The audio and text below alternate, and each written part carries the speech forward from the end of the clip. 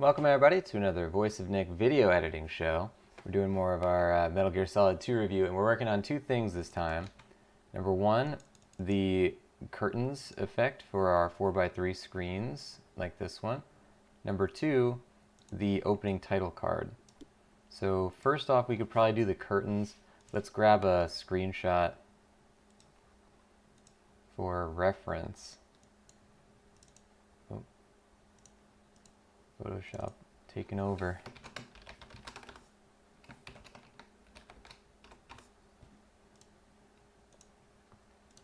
And then we're gonna open up the, I hate the way that they do this in the new Photoshop versions. Actually, let's see if we can change this right now.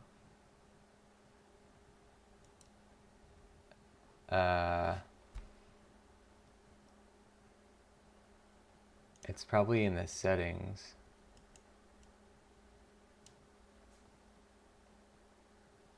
Don't show the home screen. New document interface. Wait, no, not new document. It might be home screen that we want.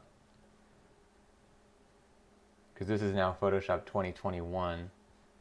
And of course they add a bunch of new stuff. So this is still the home screen. Why does it still show that? That's weird. Alright, well let's just assume that if I click on your computer, then it'll remember it for next time. So what we actually want to do is open our MGS1. We're going to open the document of this. Oh look, it's like not recognizing PSDs. That's weird. 4:3 curtains with blur. That's timestamped, so this is probably the newest. It got a little out of hand with this project at the end. And now we essentially just want to rebuild this for MGS2, which, because of the fact that it is a game played on the PS2, which is an analog system, there's a weird way that 4x3 games used to display on 4x3 TVs, which is their native resolution would not necessarily be shown. They would actually show it at like a skewed resolution.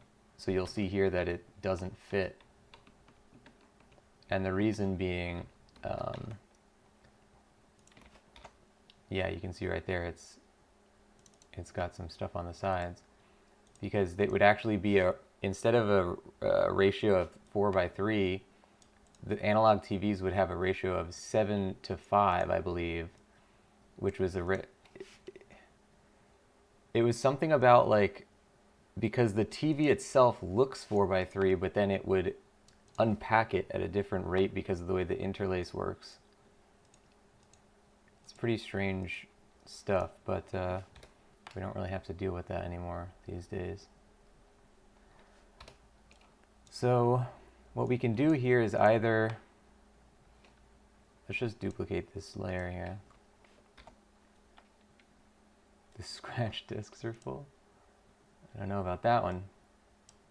Let's take a look. Photoshop, every time you update this, the Adobe apps, they always reset your scratch discs, which is really annoying. I can't get it to stop doing that.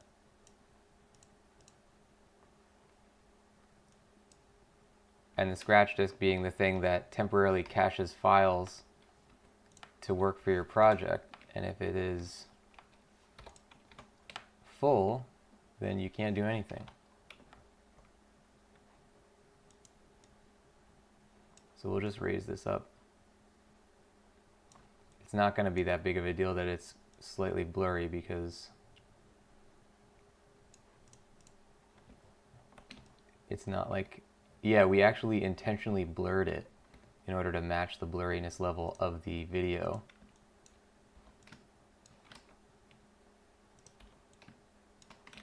Why is this not grabbing? Oh, auto select layer is turned on.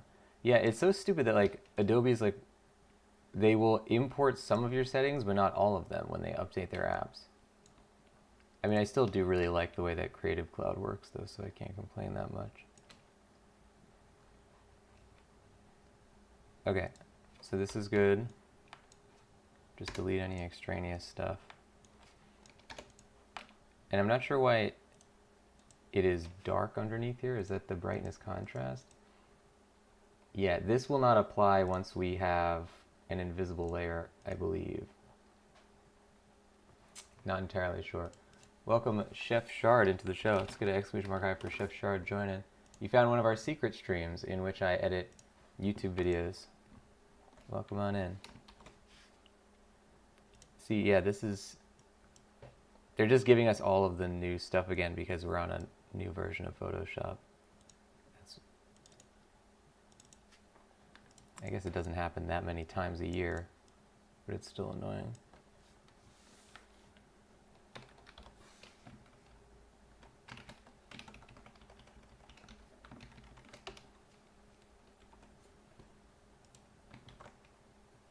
So if we do this, it should not darken the inner part. Like if I, okay, let's check this out.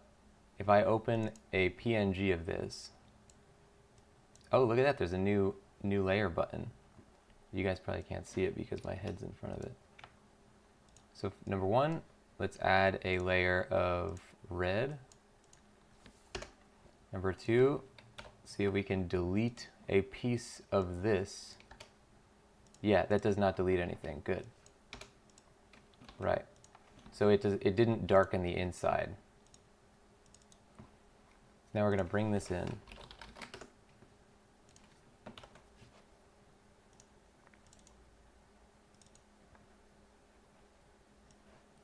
And we now have this curtains effect on top of the 4x3 video, which accounts for this exact scenario, because when you don't have the curtains, you have a letterbox, which is the black bars on top and bottom, because the game is made for a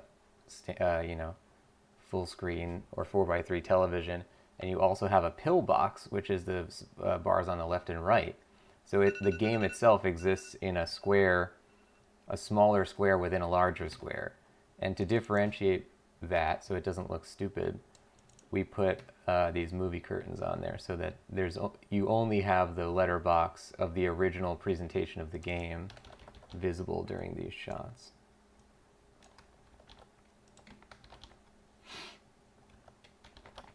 Here's solid too.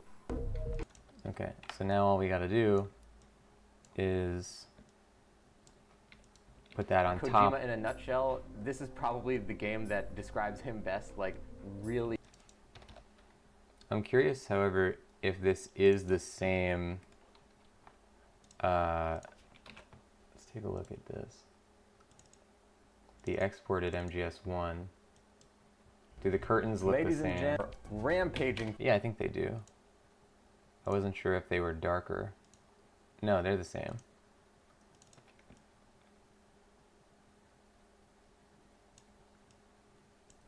So we just want to take this and only put it over the parts that are not yellow, because yellow is the marker that I've made for myself to indicate any clip that is me.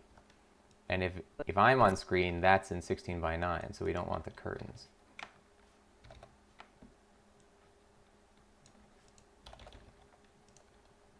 And that's one of those editor's tricks that saves you a lot of time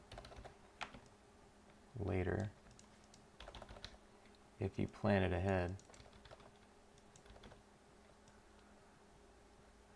Wow, wait, so we don't show my face for this entire, like, 5-minute segment, huh?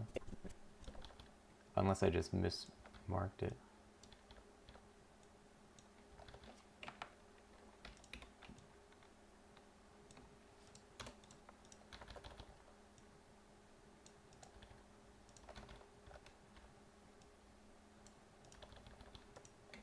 Well as all. Good. We've been doing Metal Gear game reviews as well as all sorts. You and Snake in the darkness of shadow. Yep, that looks correct. Now, next time we work on this big old red spot, which is where the title card goes. Let's move our bookmark there. And that is the actual last thing we do, that we create rather, before we are done with everything. Then we watch through it one more time to make sure it's all good to go. Guys, thank you for watching the video editing episode. This time we are getting there with the MGS2 review. This one's hot on the heels of coming out. If you want to see where these videos get posted, you can go on YouTube and look for the channel called Voice of Nick Vlogs, which is where we post these videos when they're done. You can find the link to it that I just posted in the chat as well. Click through there, hit that follow button on YouTube. You'll see all the stuff that's already come out, 11 fully edited videos that we've done. This one will soon be the 12th, so give it a look, give it a follow. I'll see you next time. Thanks for watching. Bye-bye.